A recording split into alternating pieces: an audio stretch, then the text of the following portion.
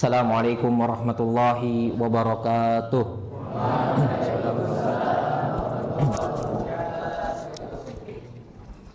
Innal hamdalillah nahmaduhu wa nasta'inuhu wa nastaghfiruh wa na'udzu billahi min sururi anfusina wa min sayyiati a'malina. May yahdihillahu fala mudhillalah wa may yudlil fala hadiyalah. Ashhadu an la ilaha illallah wahdahu la syarikalah wa ashhadu anna Muhammadan abduhu wa rasuluhu la nabiyya wa la rasula ba'dah. Qala Allah tabaraka wa ta'ala, ya ayyuhallazina amanu taqullaha haqqa tuqatih wa la tamutunna illa wa antum muslimun. Ya ayyuhan nas ittaqu rabbakumul ladzi khalaqakum min nafsin wahidah wa khalaqa minha zawjaha wa bassa minhuma rijalan katsiran wa nisaa'a wattaqullaha allazi tasaaluna bihi wal arham innallaha kana 'alaikum raqiba. Ya ayyuhalladzina amanu taqullaha wa qulu qawlan sadida yuslih lakum a'malakum wa yaghfir lakum dzunubakum wa may yuti'illah wa rasulahu faqad faza fawzan 'azima. Amma ba'du, fa inna asdaqal hadits kitabullah wa khairal hadi hadi Muhammadin sallallahu alaihi wasallam wa syarral umuri muhdatsatuha fa inna kulla muhdatsatin bid'ah wa kulla bid'atin dhalalah. Ikhwani fillah wa akhwati fillah, ayyuhat talabatil ilm rahimani wa rahimakumullah. Segala puji bagi Allah Subhanahu wa taala, yang mana pada kesempatan yang mulia pada hari yang penuh kebahagiaan ini Allah Subhanahu wa taala memberikan kepada kita kesempatan untuk berkumpul, bertemu, menyapa kembali, yang dimana tentunya ini semua atas nikmat dari Allah Subhanahu wa ta'ala. Maka perbanyaklah rasa syukur kita kepada Allah Subhanahu wa ta'ala. Hadirnya kita di sini, dapat berkumpulnya kita di sini, salah satu nikmat yang sangat mulia yang Allah berikan kepada kita semua. Salawat serta salam kita curahkan, kita panjatkan kepada Nabi kita, junjungan kita Nabi Muhammad sallallahu alaihi wasallam, beserta kepada para keluarganya, para sahabatnya, dan juga para pengikutnya hingga nanti hari akhir. Jemaah kaum muslimin dan muslimat, para penuntut ilmu yang dirahmati Allah Subhanahu wa taala. Di kesempatan yang mulia ini kita akan mengambil sebuah tema, yaitu permasalahan agar pekerjaan kita bernilai ibadah di mata Allah Subhanahu wa taala, bernilai ibadah di sisi Allah Subhanahu wa taala. Ada banyak sekali kemungkinan-kemungkinan yang bisa menjadikan pekerjaan kita itu bernilai ibadah. Akan tetapi di sana banyak orang-orang yang mereka lalai, lupa dari dirinya akan apa itu arti ibadah itu sendiri, mereka tidak tahu. Maka yang harus didasari dari sekarang, yang kita harus pahami, bahwasanya ibadah sebagaimana dikatakan oleh Syekhul Islam Ibnu Taimiyah rahimahullahu taala, al-ibadatu ismun jami'un likulli ma yuhibbuhu Allah wa yardah minal aqwal wal af'al wal zahirah wal batinah. Ibadah adalah segala hal yang mencakup di dalamnya berbagai amalan-amalan yang Allah cintai dan Allah ridai, baik dalam bentuk perkataan ataupun perbuatan, baik berupa amalan zahir yang nampak ataupun amalan yang batin yang tidak nampak. Itu ibadah secara keumuman. Maka bagaimana caranya kita menjadikan apa saja amaliyah kita, pekerjaan kita hari-hari bernilai ibadah di sisi Allah. Kalau kita ambil satu poin dalam ta'rif ibadah tadi, agar pekerjaan amalan kita itu bisa bernilai di sisi Allah, maka yang pertama harus kita ketahui, amalan tersebut mendapatkan cinta dan ridho dari Allah Subhanahu wa taala. Bagaimana amalan kita bisa mendapatkan cinta dan ridho dari Allah Subhanahu wa taala? Maka kata Allah Subhanahu wa taala, Allah berfirman, "Qul in kuntum tuhibbunallaha fattabi'uni." Katakanlah, jika kalian itu benar-benar cinta kepada Allah, jika kalian benar-benar memiliki rasa kasih sayang, kecintaan kepada Allah Subhanahu wa taala, maka kata Allah Subhanahu wa taala, fattabi'uni, maka ikutilah aku, yaitu ikutilah Nabi kita Muhammad sallallahu alaihi wasallam. Dan kita tahu bahwasanya pekerjaan-pekerjaan itu sudah Nabi sallallahu alaihi wasallam jelaskan. Ada pekerjaan-pekerjaan yang dimana di sana Allah dan Rasulnya larang. Ada pekerjaan-pekerjaan yang dimana di sana Allah dan Rasulnya perintahkan. Di dalam hadis, Nabi Shallallahu Alaihi Wasallam bersabda, diriwayatkan oleh Imam Muslim. Kalau Nabi Shallallahu Alaihi Wasallam, Inna halala bayyin, wa innal harama bayyin. Sungguhnya apa saja yang halal sudah dijelaskan, dan apa saja yang haram sudah dijelaskan. Wa bainahuma mustabihatu la ya'lamuhunna katsirun minan nas. Dan di sana nanti ada perkara-perkara yang syubhat, perkara-perkara yang rancu, yang mana orang-orang diperintahkan untuk menjauhinya. Karena apa? Faman waqa'a fi syubhat waqa'a fil haram. Nabi SAW menyampaikan kepada kita, ini loh, aku sudah menjelaskan yang halal, aku sudah menjelaskan yang haram. Jangan sampai jatuh ke pekerjaan-pekerjaan yang nggak jelas. Kata Nabi SAW, faman waqa'a fi syubhat waqa'a fil haram. Kalau kalian jatuh ke dalam perkara syubhat, bisa-bisa kalian jatuh ke perkara yang Allah haram. Padahal kita tahu hasil apa yang kita dapatkan dari pekerjaan kita, amaliyah kita, keseharian kita, sedikit atau banyaknya, itu semua akan Allah hisab. Kalau yang kita dapatkan perkara-perkara dari pekerjaan yang halal, baik, kemudian kita makan, baiknya untuk kita. Baik untuk kita. Akan tetapi kalau yang kita dapatkan dari hasil yang haram, mau jumlahnya sedikit ataupun banyak, kalau kita raih dengan cara yang haram, caranya haram, hasilnya pasti haram, apakah itu baik untuk diri kita? Tidak ada kebaikannya.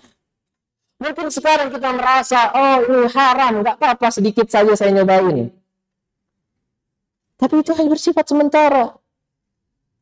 Jemaah kaum muslimin dan muslimat yang dirahmati Allah Subhanahu wa taala. Kita harus pahami perkara yang antara yang halal dan yang haram. Karena ini adalah satu poin yang utama menentukan nilai pekerjaan kita dan nilai ibadah di sisi Allah Subhanahu wa taala. Kalau pekerjaan yang kita lakukan haram, Allah ridho. Kalau pekerjaan yang kita lakukan bernilai haram, apakah Allah sukai? Wallahi la. Akan tetapi kalau pekerjaan kita didasari atas keilmu, didasari atas pekerjaan-pekerjaan yang baik, halalan tayyibatan, halal dan baik, apakah Allah akan ridho dan Allah akan sukai? Iya. Maka kaum muslimin yang dirahmati Allah Subhanahu wa taala, para penuntut ilmu semuanya, kita harus perhatikan dari mana kita mendapatkan harta kita, dari mana kita menyalurkan harta kita, dan bagaimana cara kita memanfaatkan harta kita. Ya. Karena ini sudah dijelaskan semuanya oleh Allah Subhanahu wa taala. Dan Nabi SAW juga sudah jelaskan. Itu adalah pokok yang pertama. Karena seseorang kalau dalam ruang lingkupnya baik, ya bapak-bapak, ini adik-adik semua. Kalau kesehariannya dia lakukan kebaikan, pekerjaannya dia lakukan dengan kebaikan, bukan pekerjaan yang aneh-aneh, bukan pekerjaan mengandung keharaman, Allah akan mudahkan jalannya. Tapi kalau di awal dia melangkah, dia jatuh ke dalam keharaman, kemudian dia berburuk sangka, kalau saya nggak mengerjakan ini, kalau saya nggak mengambil ini, saya nggak bisa dapat rezeki. Rezekimu yang mengatur adalah Allah. Yang mengatur rezeki, ana, antum, para talibul ilm, semua umat muslim itu Allah. Bahkan orang-orang kafir pun Allah beri rezeki. Rezeki kita sudah ditulis. Ketika Nabi SAW bersabda, Inna ahadakum yujma'u fi batni ummihi arba'ina yauman. Summa yakunu alaqatan misla zalik. Summa yakunu mudghatan misla zalik. Summa yursalu ilaihil malak fayanfukhu fihi ruh. Fayu'maru bi arba'in kalimat. Kita itu, Pak. Semua kita ini, awal muasal kita sebelum lahir, kita itu sudah diberi persaksian oleh Allah Subhanahu wa taala. Terbentuknya kita dari air mani yang hina. Kita semua yakin itu. Kita terlahir dari perut rahim-rahim ibu kita. Kita semua yakin itu. Kita berawal dari segumpal darah menjadi segumpal daging. Kalian sekefihi ruh. Allah tiupkan kepada diri kita roh. Kemudian ditulis takdir kita. Fayu'maru bi arba'i kalimat. Kita ditulis atas takdir kita itu 4 perkara. Bikatbi rizkihi. Rizki kita sudah ditulis. Ustadz, rizki saya sudah habis. Nggak ada. Rizki antum, rizki kita habis, kita mati. Selesai urusan kita di dunia. Bikatbi rizkihi wa amrihi wa ajalihi. Amal kita juga sudah ditulis. Kita akan melakukan perbuatan ini, kita akan melakukan perbuatan itu. Sudah ditulis. Kita berada di sini, kita berada di sana, sudah ditulis, tentukan. Wa ajalihi, ajal kita pun sudah ditentukan. Semua yang sudah tentukan. Rizki ditentukan, amal kita tentukan, ajal kita sudah tentukan. Wasaqiyun aw sa'idun. Baik ketika nanti kita bahagia ataupun ketika kita nanti sedih. Allah sudah tentukan semuanya. Mana mungkin kita bisa mengelak? Coba para penuntut ilmu, jemaah kaum muslimin dirahmati Allah Subhanahu wa taala, perhatikan maksud dari hadis ini. Mungkin nggak kita bisa mengelak dengan takdir yang sudah Allah tentukan? Mungkin. Allah Subhanahu wa taala telah mengutus Nabi kita Muhammad SAW menjelaskan semuanya, rincian kehidupan manusia, alur peristiwa kejadian kehidupan manusia. Berawal dari yang tidak ada menjadi ada. Bayangkan. Kita tidak akan pernah menjadi bisa mengulang kehidupan kita, tidak pernah. Apa yang sudah kita lalui itu takdir kita, rezeki yang Allah berikan. Di situ tidak dijelaskan apakah rezeki yang kita dapatkan halal ataupun haram. Itu tidak dijelaskan. Makanya di hadis lain Nabi SAW menjelaskan di antaranya tadi, Inna halala bayyin wa innal harama bayyin. Yang dimana kata Allah Subhanahu wa taala, ya ayyuhan nas kulu mimma fil ardi halalan. Wahai sekalian manusia, yang dipanggil itu manusia. Bukan kaum muslimin, manusia semuanya, bukan orang-orang beriman. Kulu mimma fil ardi halalan thayyiba. Makanlah apa saja yang ada di atas muka bumi ini yang halal dan thayyib. Enggak ada orang yang mau makan makanan yang buruk. Ada orang kalau tahu hasil ini makanan dari hasil saya begal, nggak mau, segan orang, Mbak. Kalau orang beriman apalagi segan. Teman-teman juga begitu, segan. Ini makannya ini kambing tapi bangkai, segan orang mau makan. Ini kalau kita begitu aja segan, semua orang pun segan, nggak mau makan seperti itu. Karena kita tahu yang saya makan harus yang baik dan yang halal. Untuk kebaikan diri saya. Kemudian kata Allah Subhanahu wa taala, ya ayyuhallazina amanu kulu washrabu mimma razaqnakum. Makanlah dan minumlah kalian dari apa-apa yang telah aku berikan rezeki kepada kalian. Allah memberikan rezeki. Kita yakin Allah menurunkan rezeki. Kita dapat makanan dan minuman. Kita kembalikan ke tadi. Yang kita makan pasti yang halal dan thayyib. Yang kita minum yang halal yang thayyib. Karena kalau orang, Pak, ini salah. Ini makanan ini mengandung racun. Saya makan aja. Tidak ada Pak orang berpikir seperti itu. Kalau ada pun mungkin, na'udzubillah, dalam kondisi khusus mungkin. Ya. Karena kita tahu, jiwa kita, akal sehat kita, ketika Allah berikan rezeki, kita akan mengambil yang halal dan meninggalkan yang haram. Dan kalau kita sudah mulai dari situ, Pak, pekerjaan yang kita lakukan tadi, amaliyah yang kita lakukan di awal tadi, semuanya akan kembali ke sesuatu yang halal dan baik. Tapi kalau dari awal, langkah satunya saja kita sudah mulai dengan memakan sesuatu yang haram, dengan menghalalkan apa yang Allah haramkan, maka ke depannya itu akan semakin buruk. Bukan baik kepada diri kita, bahkan bisa berpengaruh kepada anak-anak keturunan kita nantinya. Ini harus diperhatikan. Dari mana sumber rezekiku? Bukankah Allah sudah memberikan berbagai macam rezeki, nikmat yang telah kita rasakan selama kita hidup? Tapi kenapa di saat akhir-akhir kita kufur? Orang-orang yang mengambil pekerjaan haram, orang yang menjadikan pekerjaan haram itu sebagai pokok dalam hidupnya, maka dia bukan termasuk orang-orang yang bersyukur. Karena Allah Subhanahu wa taala berfirman, la in syakartum la azidannakum. Dan orang yang dikatakan orang yang bersyukur di sini, dalam tafsir disebutkan, orang-orang yang bersyukur adalah orang-orang yang merasa cukup akan apa yang dia dapatkan. Bukan apa yang dia carikan. Nah, kalau pekerjaan kita mengharapkan sesuatu yang hari ini harus dapat A, besok harus dapat B, besok harus dapat C.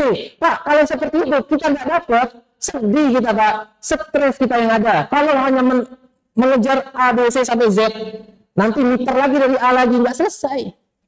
Tapi kalau orang-orang yang bekerja, dia tahu dia mulai pekerjaannya dengan niat yang ikhlas, kemudian dia lakukan pekerjaannya dengan segala sesuatu yang baik, dia mulai hal-hal baik dalam pekerjaannya, dan dia akhiri ketika selesai dari bekerja dia bersyukur kepada Allah.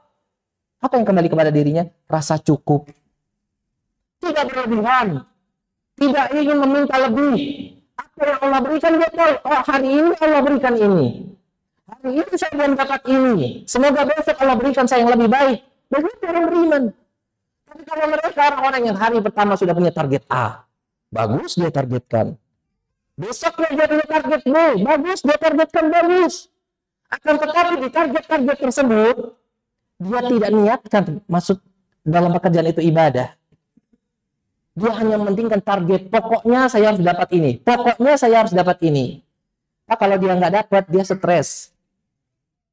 Sama, penuntut ilmu juga demikian. Besok saya ulangan, saya belajar bab A sampai Z. Tapi nanti saya belajarnya di malam ketika mau ujian. Yang keluarnya soal bukan dari A sampai Z, yang keluarnya soal lain. Stres nggak penuntut ilmu seperti itu? Pusing, Mbak. Karena inilah kaidah kehidupan kita. Kita harus mulai dari mana yang baik, mana yang dicontohkan oleh Nabi kita SAW, mana yang diajarkan oleh Nabi kita SAW. Ya. Karena dasar kita dalam Islam, Islam itu mudah. Dinun yusrun, kata Nabi SAW. Agama ini mudah. Jangan dianggap persulit. Ya. Kita, kalau sudah dipermudah, maka carilah hal-hal yang mudah. Kenapa kita harus cari hal-hal yang haram kalau ada yang halal?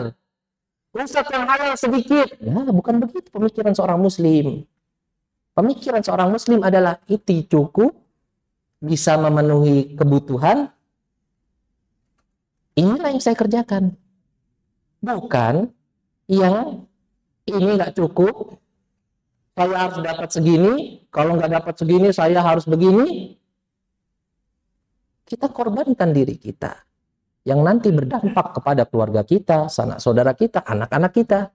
Nah, ini pengaruh penting. Ya. Nah, ini poin pertama. Mencari pekerjaan yang halal dan haram. Dan kita harus bisa membedakan.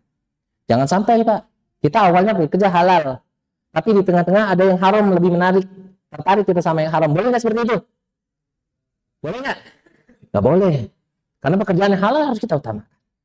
Nggak ada, nggak boleh. Nggak ada pekerjaan haram harus kita utamakan, nggak ada. Kemudian di antara agar pekerjaan kita bisa bernilai ibadah, kita harus benar-benar meniatkan pekerjaan kita karena Allah Subhanahu wa taala. Dan niat ini sangat penting. Dalam hadis yang masyhur, teman-teman ini udah hafal insya Allah.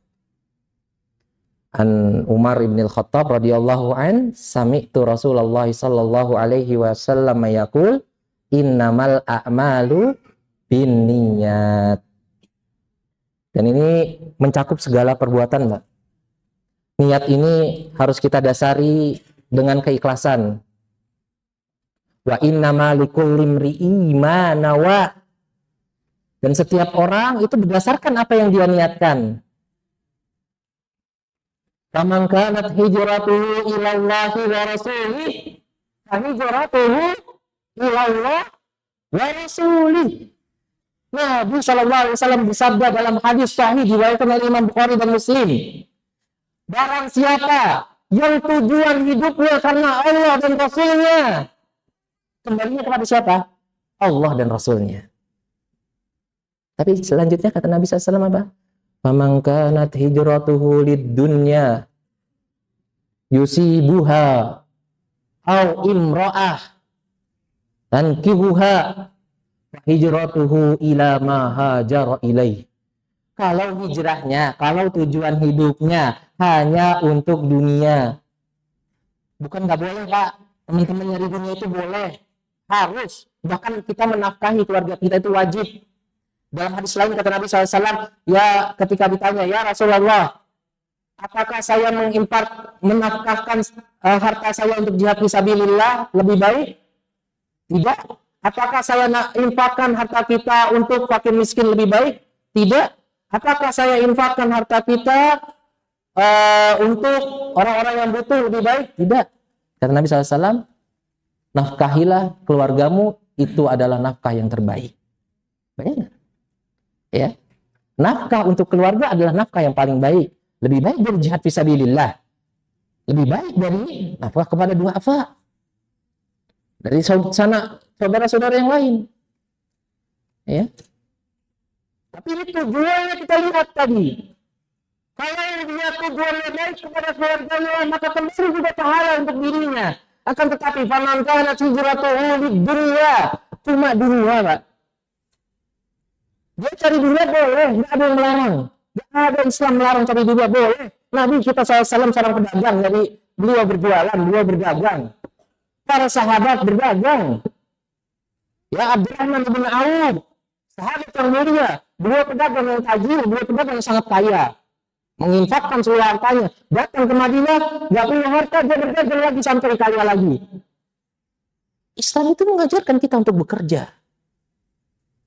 Apalagi laki-laki. Kemudian seorang laki-laki, kalau dia bekerja untuk menghidupi keluarganya. Tapi kalau kerjaannya hanya diutuskan untuk dunia, faman kanat hijratuhu lid-dunya yusibuha, atau segala sesuatu yang bersandar kepadanya. Cari jabatan, cari kedudukan, cari berlomba-lomba ngumpulin uang, dan yang lain sebagainya yang semisalnya. Au imra'atin yang kihuha, saya mau kerja di sini karena saya mau ngelamar anaknya fulan. Saya malu kalau nggak kerja di sini, kalau saya mau ngelamar saya malu. Saya harus jadi ini kalau mau menikahi si fulana. Apa begitu? Kemudian kata Nabi SAW, fahijratuhu ila ma hajara ilaih. Maka tujuannya akan kembali atas apa yang dia inginkan. Apa maksudnya? Dia dapatkan keinginannya, dunia Allah berikan, Allah berikan dunia kepadanya.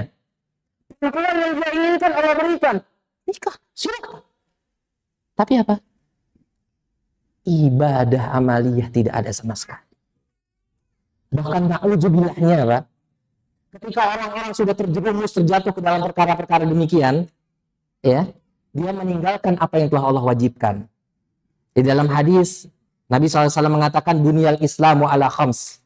Islam itu dibangun di atas 5 perkara. Dan ini ibadah, amalan pokok yang kita lakukan. Syahadatu alla ilaha illallah wa anna Muhammad Rasulullah. Yang pertama, kita bersaksi bahwasanya tiada Tuhan yang berhak disembah kecuali Allah, dan bersaksi bahwasanya Nabi Muhammad SAW adalah utusan Allah. Wa iqamis shalah, mendirikan sholat. Wa itaiz zakat, menunaikan zakat. Wa shaumi Ramadan, berpuasa di bulan Ramadan. Wa hajjul bait, dan haji ke Baitullah. Ini 5 pokok yang wajib bagi kita kaum muslimin. Tapi ketika orang tadi, Pak, dia jatuh ke dalam perbuatan-perbuatan dosa, dia mencari dunia, tapi nggak meniatkan, mengikhlaskan karena Allah dan Rasulnya, dia apakan dunia tadi? Dia jadikan pokok. Akhirnya apa? Oke, dia syahadat, tapi dia lupa apa maksud dari syahadat. Oke, dia di awal-awal sholat sebelum kerja, tapi dia lupa akan sholatnya. Ketika dia kerja, dia sudah tidak lagi sholat. Oke, dia kaya, Allah berikan dia harta yang banyak. Allah berikan, salurkan baginya harta. Tapi dia tidak menunaikan zakat. Allah datangkan umurnya sampai dia ke bulan Ramadan. Tapi dia tidak berpuasa di bulan Ramadan. Allah berikan harta yang melimpah sampai dimampukan sebenarnya dia untuk berangkat pergi haji. Tapi dia tidak berangkat haji ke Baitullah. Karena dasar apa? Dia malas mengeluarkan hartanya. Dia iman-iman terhadap hartanya. Padahal sebelum dia bekerja, sebelum dia mendapatkan pekerjaan tadi, dia bertaqarrub ilallah. Datang ke majelis, datang ke masjid-masjid, berdoa, sholat, rajin tahajud. Tapi ada orang-orang yang ketika Allah berikan semuanya, Allah limpahkan kepadanya dunia, dibukakan kepadanya dunia, dia lupa akan siapa yang memberi dunia tersebut. Kita ibadah, kita beribadah kepada Allah Subhanahu wa taala. Tahu bahwasanya Allah memberikan ini titipan untuk kita. Nanti ketika di hari kubur, di hari akhir, kita ditanya atas apa yang ada pada diri kita, bukan orang lain. Ya, kalau yang banyaknya harta, ya Allah tanya. Makanya dalam hadis lain dikatakan apa? Orang yang paling berat hisabnya adalah orang kaya. Ada salah satu hadis menyebutkan demikian. Orang yang paling ringan hisabnya adalah orang-orang fakir, orang yang tidak banyak memiliki harta. Tujuan kita di sini bukan bandingkan antara kaya dan miskin. Tapi tujuan kita di sini memperhatikan niat apa yang kita gunakan untuk mendapatkan kekayaan tadi. Kalau kaya dengan niat yang saleh, ikhlas karena Allah, dia tahu semua yang dia miliki ini titipan dari Allah. Dunia itu Pak di mata dia ya kecil, sudahlah. Alhamdulillah Allah berikan kepada saya rizki. Alhamdulillah hari ini Allah berikan ini. Alhamdulillah hari ini Allah berikan ini. Allah titipkan kepada saya ini. Kita nggak ada rasa-rasa kufur, kita nggak ada rasa-rasa ingkar. Kita mau bersyukur kepada Allah, senantiasa bersyukur kepada Allah atas apa yang telah diberikan. Apa yang Allah berikan dan kita dapatkan, kita bersyukur kepada Allah. Itu sejatinya hakikat seorang muslim. Tapi kalau orang-orang yang mana mereka kufur, dia menjadikan dunia tujuannya. Awalnya dia dekatkan kepada Allah Subhanahu wa taala. Ya Allah, saya pengen cari kerja di sini. Ya Allah, saya pengen dapat kerja di sini. Ya Allah, mudahkan urusan saya. Dia berdoa kepada Allah. Datang dia ke masjid untuk tahajud. Menunaikan, bahkan berpuasa, rajin bersaum sunnah dia kerjakan. Akan tetapi ketika Allah berikan dia pekerjaan, dia tinggalkan amaliyah itu satu-satu. Yang tadinya rajin sholat malam, tidak sholat malam. Yang tadinya rajin datang ke masjid, tidak ke masjid. Ketika ditanya, wahai fulan, kenapa engkau tidak lagi datang ke masjid? Sedangkan engkau sudah diberi kemudahan, diberikan harta yang cukup untuk kehidupanmu. Apa yang nanti dia akan jawab? Saya tersibukkan oleh urusan dunia. Dunia saya telah mensibukkan diri saya. Bayangkan Syekh. Apakah itu ketika yang kita inginkan ketika nanti ditanya oleh Allah Subhanahu wa taala? Apakah hal itu yang kita inginkan? Padahal sejatinya kita berniat agar pekerjaan saya ini bernilai ibadah gimana? Bukan agar pekerjaan saya ini bisa melalikan ibadah. Itu yang kita cari. Orang-orang yang sebelumnya rajin beribadah, kemudian Allah beri keluasan, tidak lagi beribadah kepada Allah. Dia tinggalkan sholat, tinggalkan saum. Na'udzubillah, kita berlindung dari hal tersebut.